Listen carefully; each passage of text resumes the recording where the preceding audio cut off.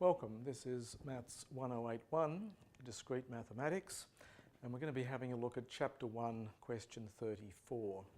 This one's marked with a star, and that means it's a little bit harder than perhaps some of the other ones, but not too hard.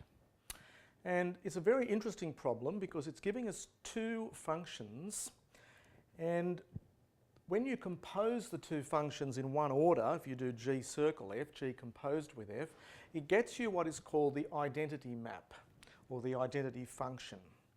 And the identity function doesn't do anything.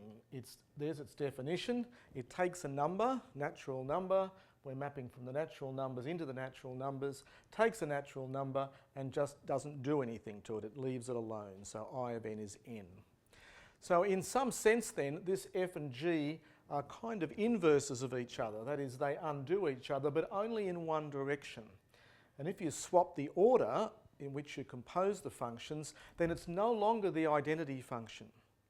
So it's an interesting example. It also shows us to check when two functions are inverses, I need not only to show that G circle f is the identity, but also the other way round, because it may in general not be.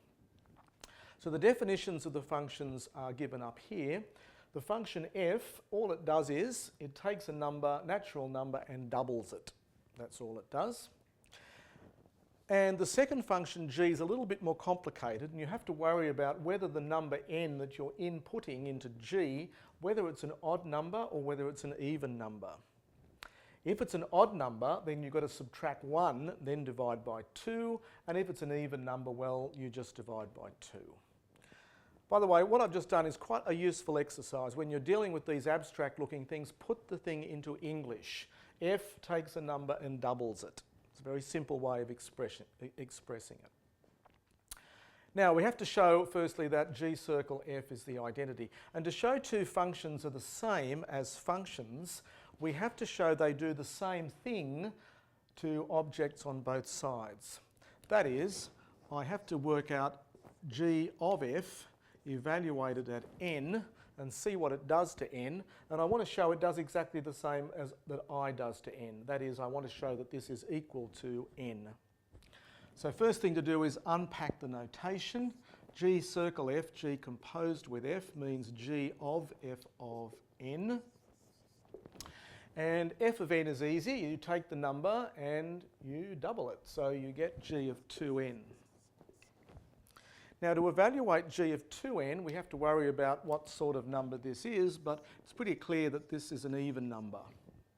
And so if that's an even number, the definition for G says you just take a half of it. So I take a half of 2n and you get n. So let me write down what that says. So that says G circle f evaluated at n just gives you n back again. It doesn't change anything. So we can say that the function G circle f is just the same as the identity function. It does the same job.